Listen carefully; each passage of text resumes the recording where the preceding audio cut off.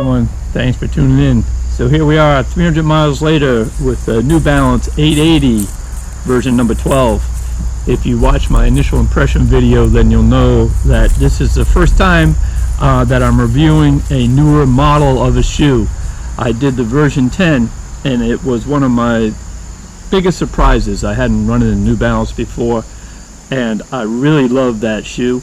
A lot of times the newer versions just have smaller tweaks in the uppers, but on this one they said that New Balance enhanced the softness of the shoe with a new dual layer midsole, and I like that previous one so much. I was excited to give this one a shot too. But before we get into it, let's just go through the basics.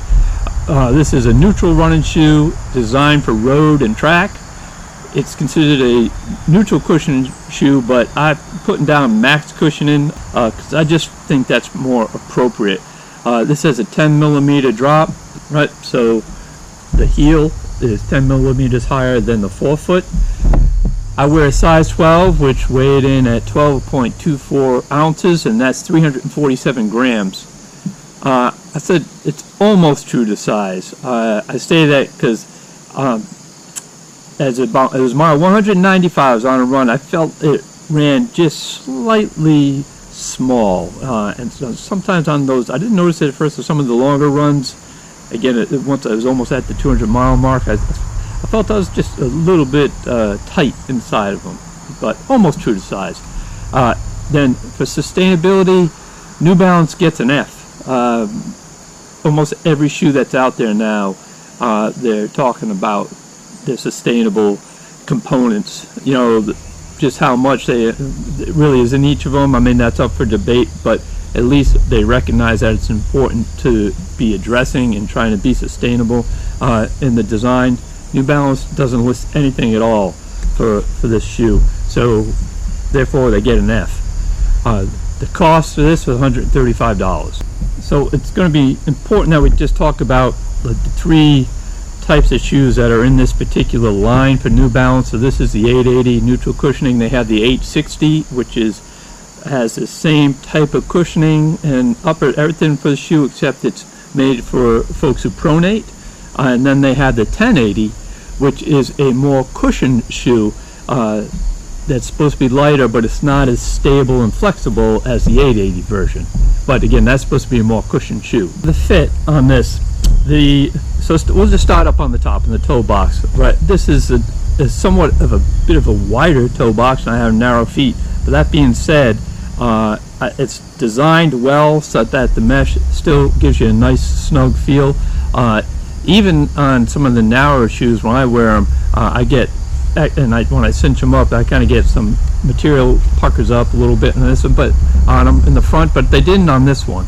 And that same mesh and feel runs through the midfoot here. Now for the tongue, I thought this was a little unusual. So this is a non-gusseted tongue. Seems most tongues are, most shoes are gusseted with the tongues, but this one isn't. And it's thinner than the version 10, but it's still fairly thick. I'm finding it seems that the trend these days for most shoes is to put in thinner tongues, which I think helps a lot with keeping them being able to breathe. The back side here, it has New Balance as one of these big flared heels and really low cut ankle collars, which was the first time I had seen this was on the earlier version of the New Balance, but several companies seem to be doing this now. Hoka, for instance, is big on this one.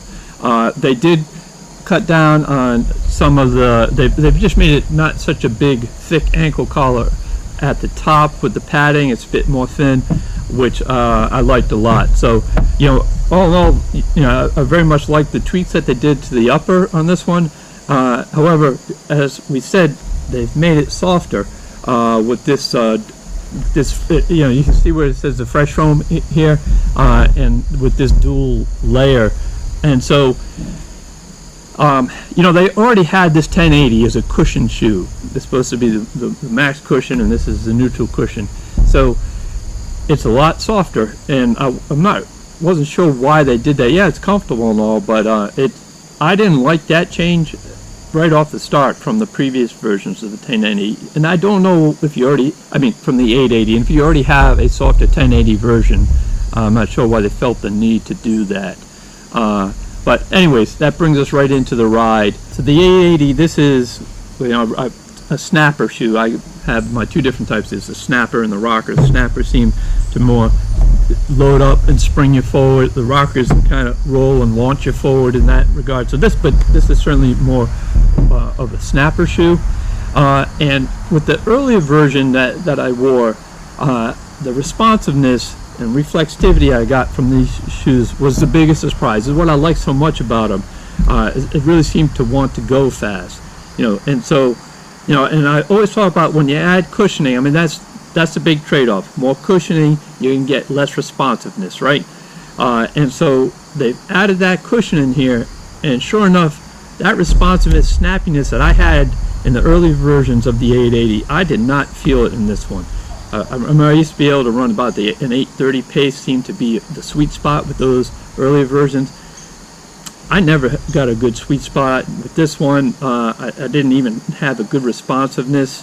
Yeah, so, you know, generally I was just overall disappointed with the ride on this. That being said, there's still a lot to like about this shoe.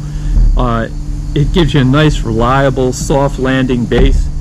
It was a very consistent ride throughout the 300 miles. If you look at my graph, it's right about the 150 mark when I felt there was just ever slight drop in both the reflexivity and the cushioning, which is actually somewhat odd because, you know, usually I notice one, not the other, not both at the same time. But again, it was just a small drop there, 150. Then it leveled out again, and it was nice and consistent all the way through this 300 miles. I never had any issues with the tongue sliding around, even though it's non-gusseted, or any heel slippage.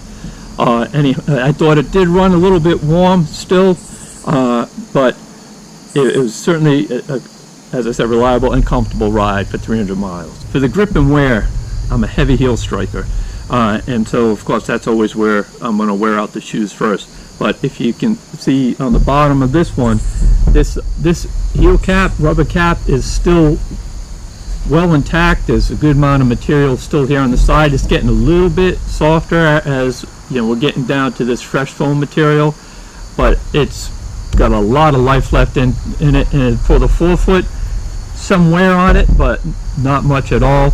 So given how reliable it's been through the 300 miles and the lack of wear on the bottom, I think you're looking at a solid 450 miles plus on this shoe, which puts it in the upper tier of shoes for durability.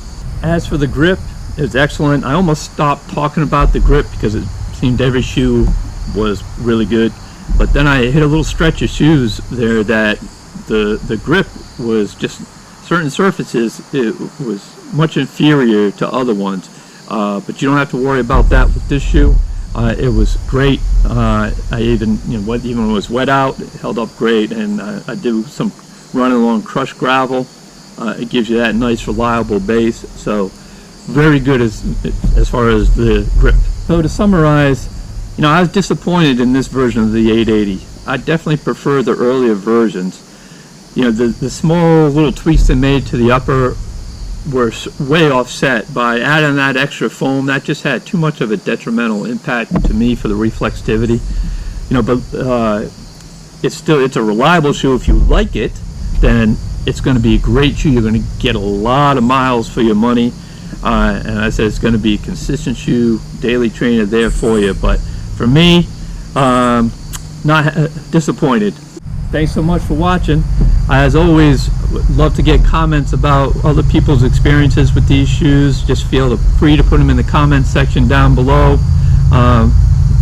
If you liked the video, thumbs up please. Also, maybe consider subscribing. We'll keep doing these shoe reviews, but we've got a lot of the state races, and we got some fun races coming in too. Fun runs. That's our category. So we've got quite a few videos we plan on producing here over the next